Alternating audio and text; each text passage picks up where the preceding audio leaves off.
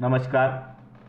मैं doctor captain Baba Saheb माने, अध्यक्ष हिंदी विभाग, श्री शिव छत्रपति महाविद्यालय, जुन्नर जिला पुणे।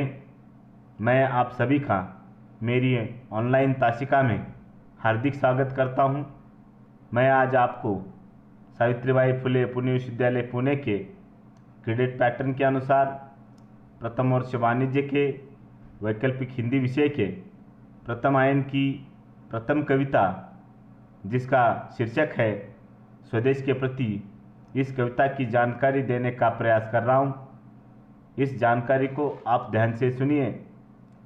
स्वदेश के प्रति कविता की कवयित्री हैं सुभद्रा कुमारी चौहान जी।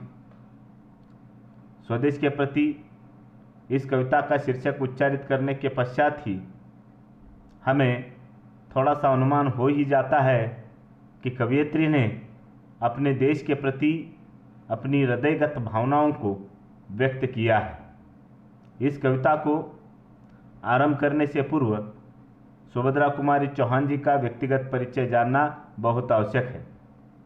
जब तक हम सुभद्रा कुमारी चौहान जी का व्यक्तिगत परिचय नहीं जान लेंगे, तब तक हमें पता नहीं चलेगा कि सुभद्रा कुमारी चौहान जी ने अपने जीवन काल में इस कविता के अतिरिक्त और कौन कौन सी कविताएं लिखी हैं, उनकी कविताओं की प्रमुख विशेषताएं कौन कौन सी है, उन्होंने अपने जीवन काल में किस प्रकार से संघर्ष किया है। इन सारी बातों की जानकारी उनके व्यक्तिगत परिचय से ही हमें प्राप्त होती है। और इसीलिए हम शुरू करते हैं सुभद्रा कुमारी चौहान जी का व्यक्तिगत परिचय। छायावादोत्तर कविता धारा में सुभद्रा कुमारी चौहान जी का विशेष उल्लेखनीय स्थान है। इनका जन्म 16 अगस्त 1904 ईस्वी में प्रयाग में हुआ था। इन्होंने आज़ादी के कई आंदोलनों में हिस्सा लिया था। खास तौर पर असहयोग आंदोलन में इनकी भागीदारी बहुत ज़्यादा सराहनीय रह चुकी थी। इनकी कविताओं में जहाँ एक ओर नारी की सहज भावुकता एवं कोमलता के दर्शन होते हैं, वहीं दूसरी ओर सामंत युगीन क्षेत्रानियों का तेज भी झलकता दिखाई देता है। देश प्रेम और पारिवारिक प्रेम इनकी कविताओं के प्रमुख विषय हैं। इनकी प्रमुख रचनाएं इस प्रकार से हैं। पहली रचना मुकुल, दूसरी रचना बिखरे मोती, तीसरी रचना उन्मादिनी, चौथी रचना त्रिधारा, पांचवी रचना सभा के खेल, छठी रचना सीधे साधे चित्र आदि इनकी प्रमुख रचनाएं हैं। इनकी कई कविताएं बहुत ज़्यादा प्रसिद्ध हो चुकी हैं। फिर भी सर्वाधिक चर्चित कविता अगर कोई है तो वह है झांसी की रानी। इनकी झांसी की रानी कविता हिंदी संसार में बहुत ज़्यादा चर्चित एवं प्रचलित रह चुकी हैं। इस प्रकार से कवयित्री ने अपने जीवन काल में अनेक रचनाओं का निर्माण किया है। ऐसी महान कवयित्री का निधन 15 फरवरी 1948 ईस्वी को हुआ था। यहाँ पर सुभद्रा कुमारी चौहान जी का व्यक्तिगत परिचय समाप्त हो जाता है। इसके पश्चात हम शुरू करते हैं उनकी कविता, जिसका शीर्षक है स्वदेश के प्रति।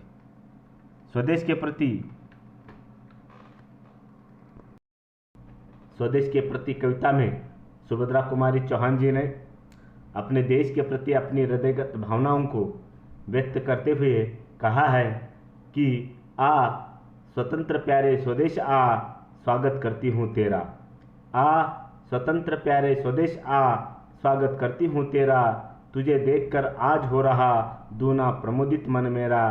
तुझे देखकर आज हो रहा दूना प्रमुदित मन मेरा। अर्थात, हे मेरे प्यारे स्वतंत्र स्वदेश, तू आजा, मैं तेरा स्वागत करती हूँ। तुझे इस प्रकार से आज़ाद देखकर आज मेरा मन दुगुने रूप से आनंदित हो रहा है। इस तरह की भावनाएं कविता की पहली कड़ी के अंतर्गत कवयित्री ने व्यक्त की है। कविता की दूसरी कड़ी में कवयित्री कहती है, आ उस बालक के समान जो है गुरुता का अधिकारी। आ उस बालक के समान जो है गुरुता का अधिकारी।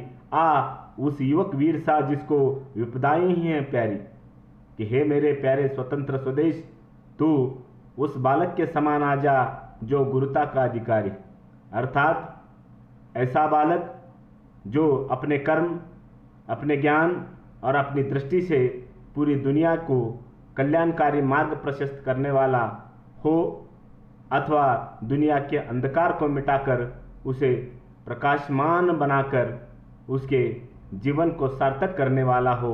ऐसे गुरु बालक के समान तू आ जा। इस तरह की भावनाएं कवयित्री ने कविता की दूसरी कड़ी की पहली पंक्ति के अंतर्गत व्यक्त करने का कार्य किया है।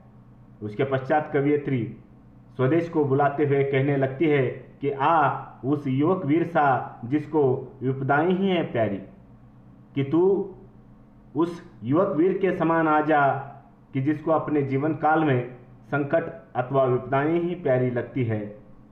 ऐसा वीर युवक जो इन संकटों का डटकर सामना करता है, इन संकटों से कभी पलायन नहीं करता है, ना ही इन संकटों से अथवा विपदाओं से डरता है, बल्कि विपदाओं और संकटों को सहर्ष से स्वीकार करके उस पर मात करके अपनी मंजिल को प्राप्त करता है। ऐसे वीर युवक के समान हे मेरे प्यारे स्वदेश तू आ जा। इस तरह की भावनाएं कवयित्री ने कविता की दूसरी कड़ी की दूसरी पंक्ति के अंतर्गत व्यक्त करने का प्रयास किया है।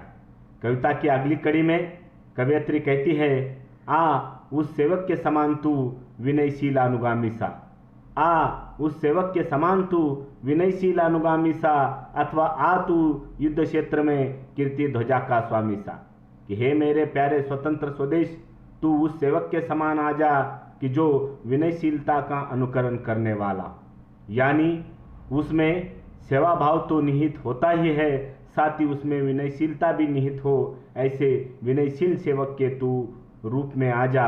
इस तरह की भावनाएं कवयित्री ने इस पंक्ति के अंतर्गत व्यक्त करने का कार्य किया है।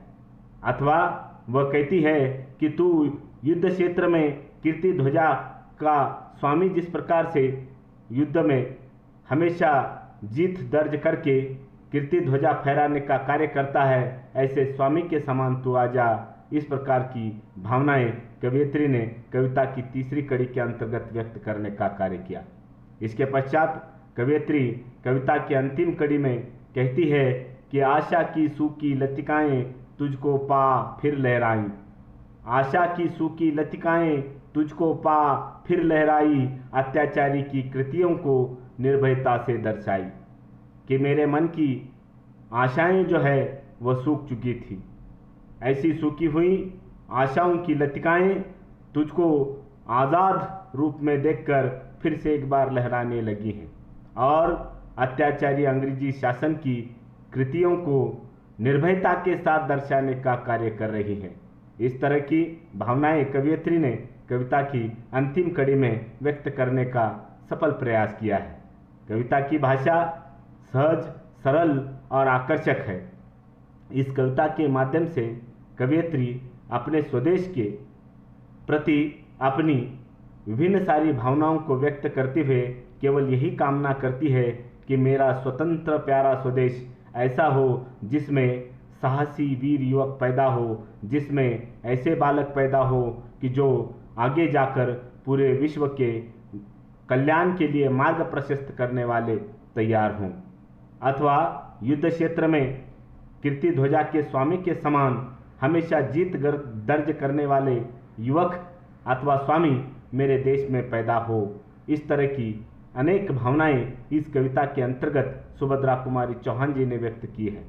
इस प्रकार से यहाँ पर स्वदेश के प्रति कविता का भावार्थ समाप्त हो जाता है। धन्यवाद।